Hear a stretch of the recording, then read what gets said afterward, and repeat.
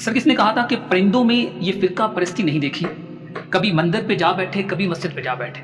سر حیوان کے اندر یہ کانسیپٹ ہے، مطلب اس نے اس تفریق کو نہیں سامنے رکھا۔ آج ہمارے ڈگری ہولڈر جو ہمارے دیوبند کو تو ہم نے ہر میدان میں ہی دیا۔ میں کہتا ہوں اگر دین پھیلانے کی باتیں ہوں تو اللہ نے دیوبند کو مولانا الیاس دہلوی دیا ہے، اور اسی طرح دین کو تلوار کے ذریعے بچانے کی باری ہو تو ہم نے علماء دیوبند کو ملا عمر دیا ہے۔ سنیے، اور اگر دین کے اوپر ختم نبوت پر جان اٹھانے کی باری آئے تو رب نے علماء دیوبند کو امیر شریعت سید عطا اللہ شاہ بخاری دیا، اور عظمت اصحاب رسول پر چوکیداری ہو، پہراداری ہو تو شیخ العرب والعجم سیدی حضرت مولانا عبدالستار تصفی دیا ہے،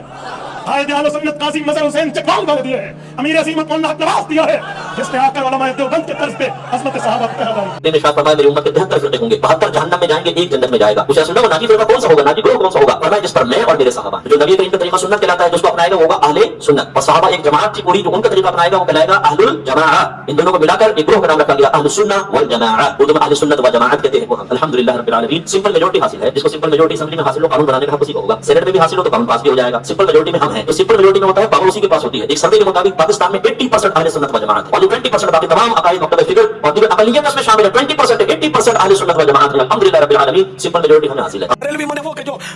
رسول اللہ صلی اللہ تعالی علیہ وآلہ وسلم نے ہمیں جو عقائد بتائے، جو قرآن و حدیث کے عقائد ہیں، جو صحابہ کرام کے عقائد چلے آ رہے تھے، تو وہ عقائد اعلیٰ حضرت رحمۃ اللہ تعالی علیہ نے ہم لوگوں کے اندر اتارے، تو یوں اس نسبت سے ہم بریلوی کہلائے۔ اب جیسے قادری، میں قادری ہوں، تو قادری کوئی نیا فرقہ تو نہیں ہے، نہ کوئی نیا مذہب ہے، نہ نیا دین ہے، ایسا تو نہیں ہے نا، ایک پہچان ہے کہ میں قادری ہوں، غوث پاک کے سلسلے میں مرید ہوں۔ تو بریلوی بس ان معنوں میں سمجھ لو کہ عاشق رسول، بریلوی یعنی عاشق رسول، بریلوی کا مطلب یعنی عاشق رسول۔ جو موفلی ہم سنتے ہیں کہ میں فلاں مدرسے سے یہ ڈگری لے کر آیا ہوں، جنہیں سب کے پاس ڈگری نہیں ہے، وہ ایجوکیٹڈ لوگ جو ہیں وہ تفرقہ واریت کو کیوں پھیلا رہے ہیں، جب پرندے حیوان جو ہیں وہ اس حد تک کانشیس ہیں کہ وہ کیئر نہیں کرتے کہ وہ مندر پہ بیٹھ رہے ہیں یا مسجد میں بیٹھ رہے ہیں۔ دیکھیں، ان ڈگری والوں نے تو اپنی جو عزت افزائی کروا لی ہے نا، اگر کسی ڈگری والے سے کراتے تو کم بے عزتی ہوتی، بغیر ڈگری والے سے کروائی، یعنی ڈگری سے مراد ان کے فرقے کی ڈگری۔ ویسے میری ڈگری تو ان سے بہتر ہے، کیونکہ ہمارے بچپن میں جو لوگ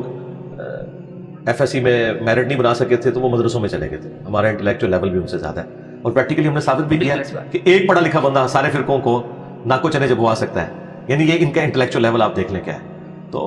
جہاں تک آپ نے پرندوں کا ذکر کیا، تو پرندے یا اور جانور وہ تو فطرت کے اوپر ہیں، وہ خدا کے ساتھ شرک نہیں کرتے۔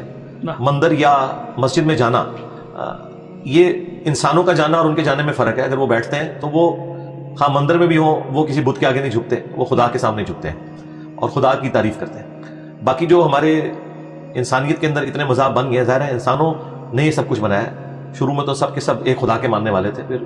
شیطان کے ہتھے چڑھ کے انہوں نے حق کا راستہ چھوڑا، اور اللہ تعالیٰ نے وقتاً فوقتاً پیغمبر بھیجے ان کی اصلاح کے لیے۔ جن لوگوں نے پیغمبروں کی دعوت قبول کی وہ دنیا اور آخرت میں کامیاب ہیں، اور جن لوگوں نے پیغمبروں سے بغاوت کی تو جہنم کی آگ ان کا مقدر ہونے والی ہے، والعیاذ باللہ تعالیٰ۔ بہرحال ودن اسلام جو یہ فرقہ واریت آپ دیکھ رہے ہیں، اس کے پیچھے بھی نبی الاسلام نے جب حجۃ الوداع کے موقع پر واضح فرما دیا تھا، المستدرک للحاکم میں یہ حدیث ہے کہ اپنے بعد دو چیزیں چھوڑ کے جا رہا ہوں، اللہ کی کتاب اور اس کے نبی کی سنت، اسے پکڑ لو گے تو کبھی گمراہ نہیں ہوں گے۔ اور پھر صحیح مسلم میں آتا ہے کہ غدیر خم کے موقع پہ فرمایا کہ قرآن کو پکڑ لینا میرے بعد، یہ اللہ کی کتاب ہے، اس میں تمہارے لیے ہدایت اور نور ہے، جو پکڑے گا وہ ہدایت پہ ہوگا، جو چھوڑ دے گا وہ گمراہ ہو جائے گا۔ اور دوسری بھاری چیز میرے اہل البیت ہے، میں اپنے اہل البیت کے معاملے میں تمہیں اللہ کا خوف دلاتا ہوں کہ ان کے ساتھ اس نے سلوک کرنا۔ تو امت نے قرآن و سنت کو بھی چھوڑ دیا، اہل البیت کے ساتھ جو کچھ کیا وہ آپ کے سامنے 50 سال کے بعد نبی الاسلام کے پورے خاندان کو کربلا میں ذبح کر دیا گیا۔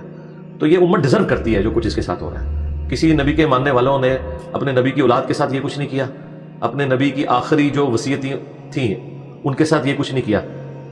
تو یہ فرقہ واریت جو آپ کو نظر آ رہی ہے، اس کے پیچھے ریزن ہی یہی ہے کہ انہوں نے نبی الاسلام کی تعلیمات کو چھوڑ دیا۔ قرآن نے کامن بانڈ بتایا تھا، وَاعْتَصِمُوا بِحَبْلِ اللَّهِ جَمِيعًا وَلَا تَفَرَّقُوا،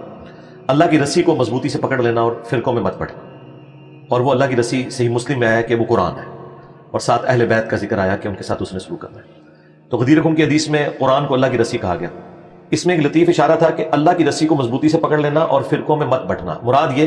کہ تمہاری فرقہ واریت سے بچنے کا راستہ یہ ہے کہ تمہارا کامن بانڈ قرآن ہونا چاہیے۔ اور اس میں وائس ورسا بھی تھا کہ جیسے ہی قرآن کو چھوڑو گے تمہارا شرازہ بکھر جائے گا۔ تو آپ کو نظر آ رہا ہے ڈاکٹر اقبال نے جو یہ شعر کہا ہے، وہ زمانے میں معزز تھے مسلمان ہو کر اور تم خار ہوئے تارک قرآن ہو کر، جواب شکوہ میں۔ تو یہ صحیح مسلم کے اندر یہ حدیث موجود ہے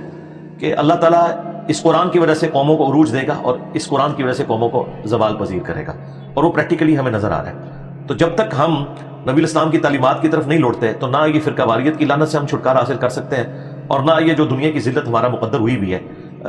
اس سے ہمارا چھٹکارا ہو سکتا ہے. دیکھیں بنی اسرائیل میں اللہ تعالیٰ نے ہزاروں انبیاء بھیجے, 3 کتابیں بھیجی, تورات, زبور, انجیل, اس کے علاوہ کتنے صحائف ہیں, لیکن اللہ تعالیٰ نے ان کے اوپر جب ذلت مسلط کی ہے تو وہ آپ دیکھیں وہ ذلت ان کے حصے میں آئی نبی الاسلام کا انکار کرنے کے سبب. اللہ تعالیٰ نے کوئی نہیں دیکھا کہ یہ لاڈلی امت ہے, اللہ تعالیٰ نے معزول کر کے بنو اسماعیل کو ان کی جگہ کھڑا کر دیا. اور جب بنو اسماعیل نے غداری کی ہے تو آپ دیکھ لیں آج عربیوں کے پاس مال بھی ہے, سب کچھ ہے, 41 ملکوں کا اتحاد بھی انہوں نے بنایا ہوا ہے,